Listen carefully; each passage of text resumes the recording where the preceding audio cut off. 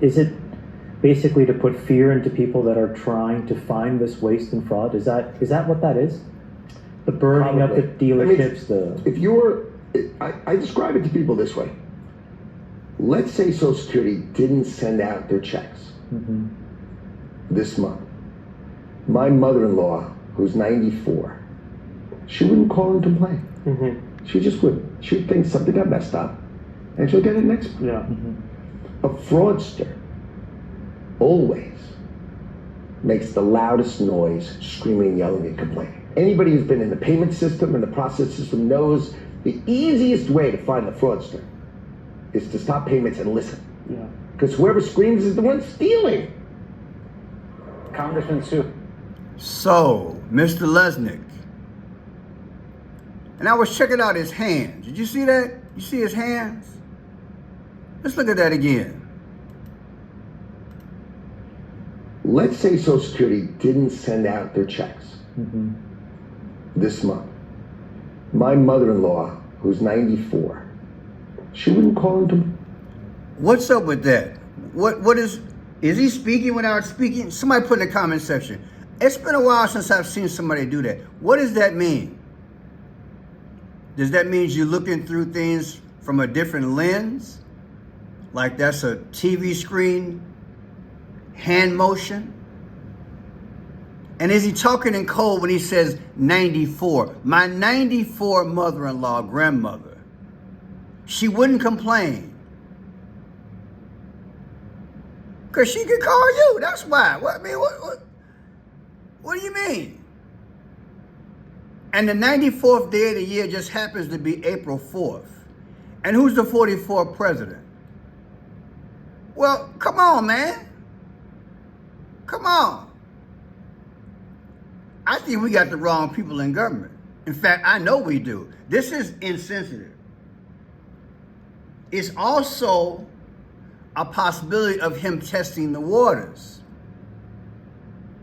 dipping his toe in our imagination to see how we would react. George Bush Jr. did this way back in the day. You guys probably remember way back in the day, he talked about the possibility of cutting Social Security. I think that lasted a few months. He was running around doing his administration. And now this guy, you know, like I said before, we're only going to get 25% what we need out of Trump. How many of y'all think he was testing the waters? You're going to use you're a billionaire, and you're going to use your grandmother as a example? Come on, man. I read some reactions, not only in this post. And forget about it being MSNBC. We got to stop being so divisive. Crazy comments. That's what you get. You go to MSNBC.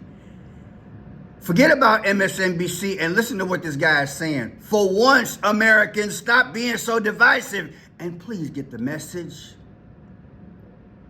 Please. Stop being so conditioned. Nobody's swaying anybody in any direction. I give you information so you can use your head. Now use your head. How about we stop all the BS and tax the rich?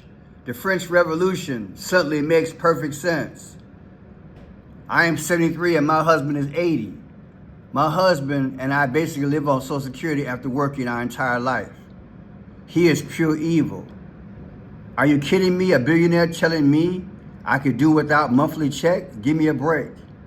Seniors wouldn't mind if their Social Security checks didn't show up.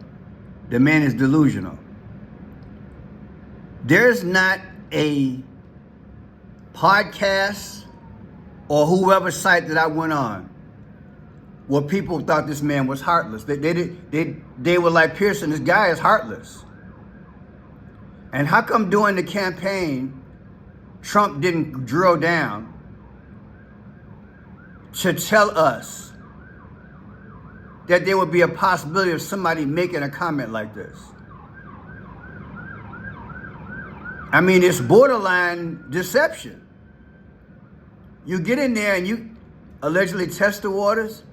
Oh, you can miss a check. Don't even complain. That's why I'm frank with you guys. You guys know, I told you before, I grew up on the show Coast to Coast. Coast to Coast with George Orry, and other guests we had. I grew up on Coast to Coast late night radio back in the day. And I studied other entities, the possibility of other so-called human beings, or whatever you want to call them, on the planet. Is it possible that an infiltration of something that looks just like us is in this administration? Because that's the only logical explanation I can see, unless you just outright worshiping Satan, allegedly. Nobody in their right mind would say anything like that. Oh, you miss it.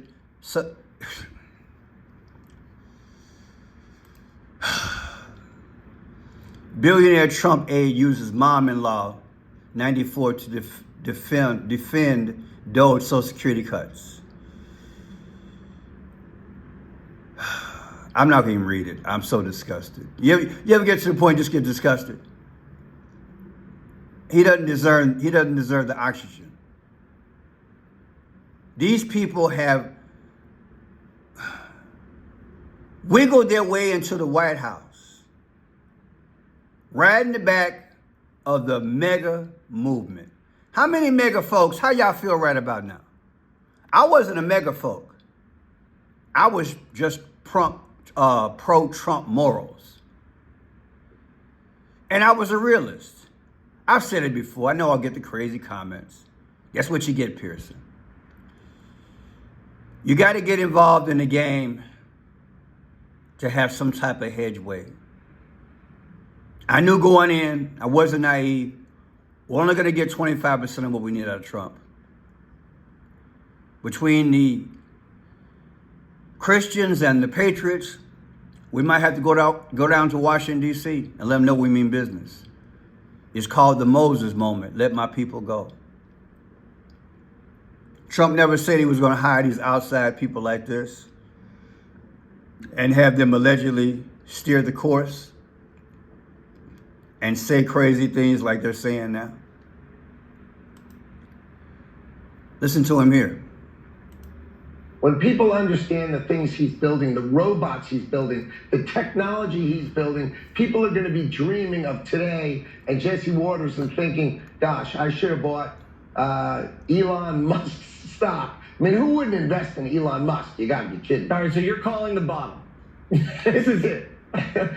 Whether today's the bottom or not, I tell you what, Elon Musk is probably the best person to bet on I've ever met. And I think we all know that. I mean, gosh, in the same week that he saves astronauts with his rockets that he invented, imagine that. He's building the coolest robots you've ever seen. Go online and look up Optimus. Go online and look up Optimus. I did. And about 3 weeks ago, I featured a video on the robots. But we'll go there. But look at the mindset. And look at the colors again. I'm going to keep pointing them out. Tiffany blue and purple right there. Hello. Phoenician. Is that coincidence? People, we have a takeover of America. And all they're doing is skinning and grinning. That's all they're doing. And they're selling it now. They're in sell mode. They've already taken the White House, in my humble opinion, the people have. They've already taken it. The unelected have taken it. Like I mentioned yesterday in my video, the Technocrats, they've already taken the White House. Trump is just what they needed to get in. Do you understand? They needed a Trump. They needed a face. But really, there's another face. That's what's going on in America. And they're going to make it worldwide. Yeah, he's a pitch man. Not just for Elon, but for all the technocrats, all the Bezos, the guy from Oracle, all the folks from overseas who came over and gave billions to Trump.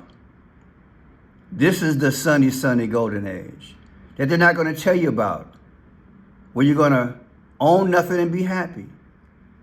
So he can come out and say, look, you can miss a Social Security check. You don't have to complain. Now, why would he say that? He said, go watch Optimus. Okay. Let's hear one more view. We go from there. After we see this purple and blue again. I'm telling y'all, it's a takeover. It's a takeover.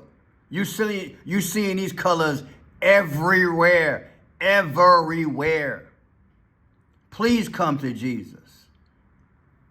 We have been taken over. We are en route to the purple rain. The REIGN. Sure enough. Now listen to this guy's response here.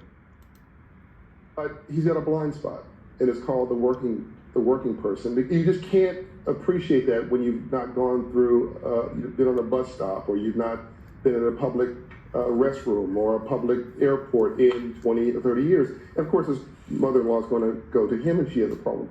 73% of my clients at Operation Hope are living from paycheck to paycheck. 70% of Americans are living from paycheck to paycheck. Most folks have too much month at the end of their money in this country.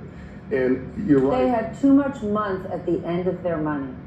That's something. And if you've paid into Social Security your whole life, this country owes you, it has made a promise to you. It owes you a debt. You've done nothing wrong. And the average person who misses a payment is not going to say, I think I'll wait the next month. They're rightly so wondering why the government has not kept their promise. The government made a promise and should keep it. And if the Secretary of Commerce went to one of his clients in his business who didn't make a bond payment on time or a commercial payment on time, he wouldn't say, oh, we'll catch you next quarter. He'd say, you had a contract and I expect you to keep it. On the one hand... Great. Somebody's using their head. Social Security is a contract.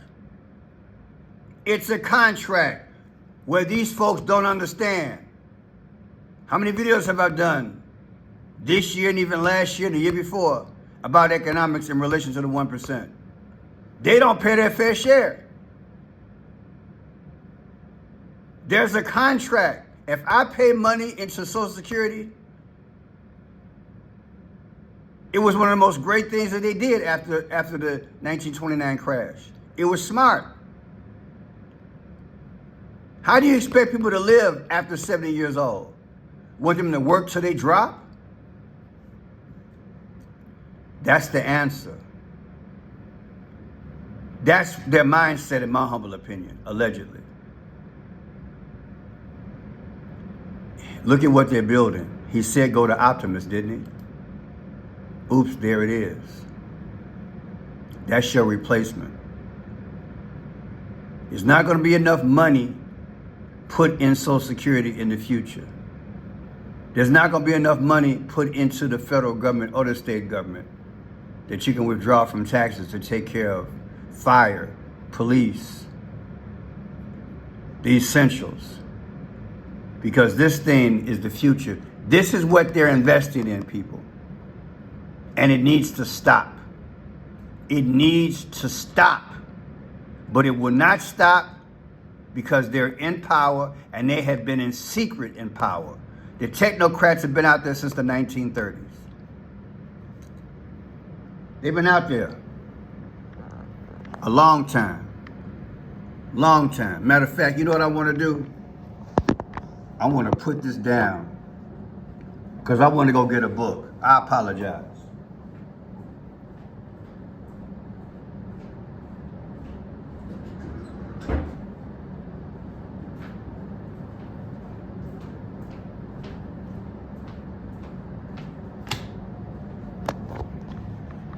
You see this here? Reflections of the Technological Society by Hubert Schurman. I interviewed this guy in my third year of college. I interviewed him. It says, it will also stimulate us to seek the only sure basis of which we can begin to solve a major issue that plagues our culture. he talks about how the technocrats think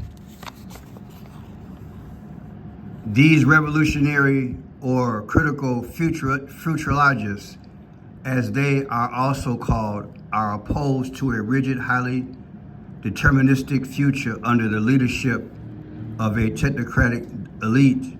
They are opposed, first of all, because in such a future, all present misery, suffering, evil, injustice, and oppression will be intensified, not abolished. On the contrary, they urge an open attitude toward the future. Yesterday must not be carried into tomorrow. The existing powers must not be strengthened by an increment of knowledge. They're trying to create a utopia under technology.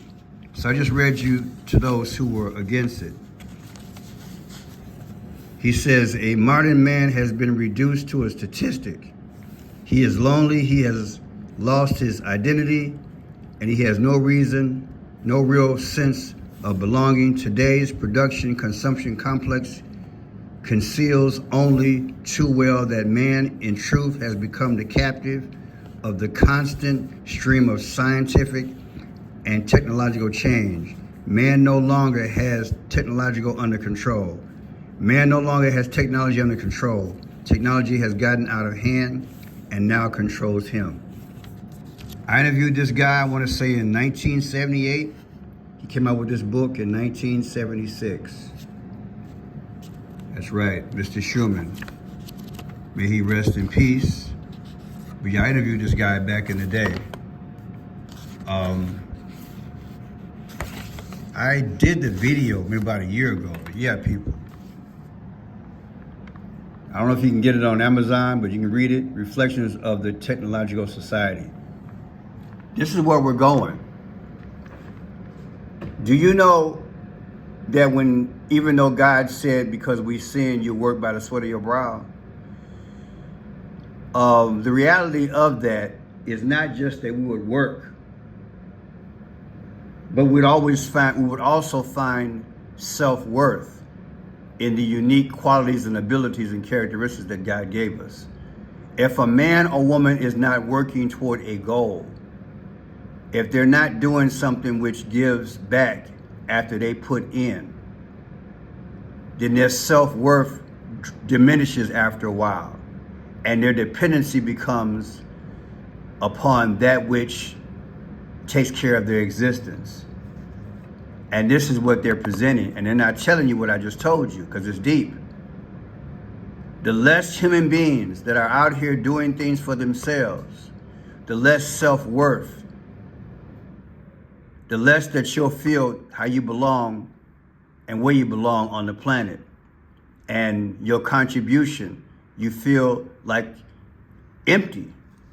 So you find worth, and it gives you dignity and respect. Think about it. When they take that, you're theirs at that point. You're theirs.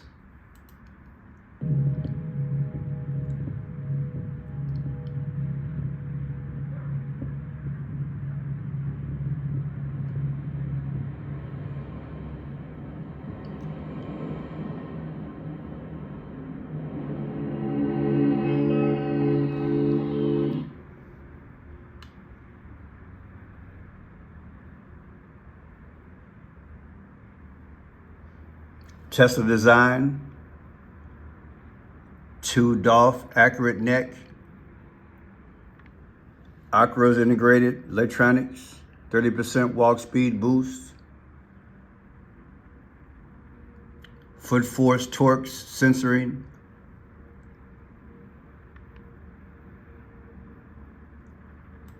Let's keep going down the road.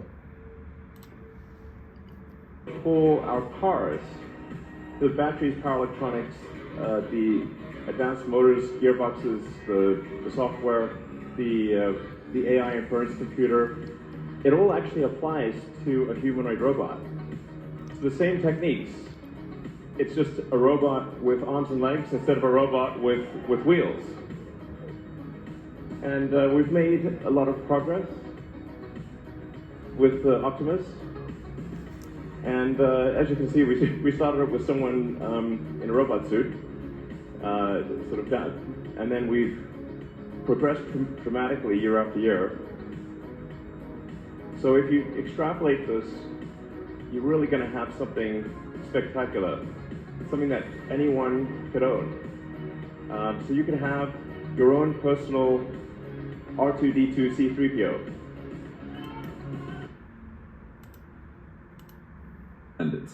It would make his drinks, neatly fold his clothes, keep his home tidy, and stand quietly by his side when he needed silence.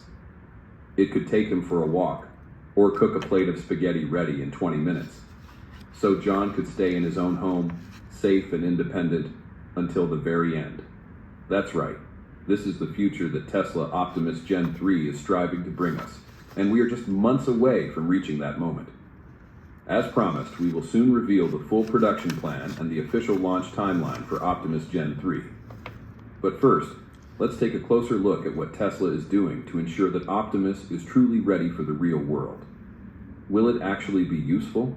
What exactly can it do? The design of Tesla Bot Gen 3 features an artificial neural network architecture derived from Tesla's FSD system, enabling real-time interaction with its environment. Milan Kovic's analysis of Optimus's control system reveals, now that you understand what it is that you're looking at, that you really understand what it is that they're bringing, you can put it in more perspective. When this guy said what he said, let's listen to it again so it can stick. Let's say Social Security didn't send out their checks this month. My mother-in-law, who's 94, she wouldn't call and complain. She just wouldn't. She'd think something got messed up, and she'll get it next month. Our self-worth is being taken, and it's masqueraded under the guise of waste, fraud, and abuse. So they can cut this thing back gradually as they move in technology. And in Elon Musk, they're building hundreds of thousands of robots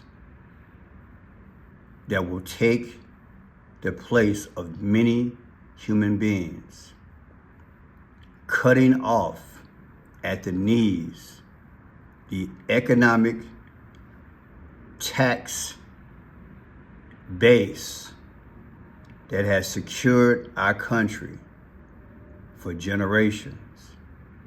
And now they can justify it by saying, look, we got to change the whole paradigm because there's not enough money coming in the federal government. Not only are we going to cut Social Security, we have to do away with it altogether. But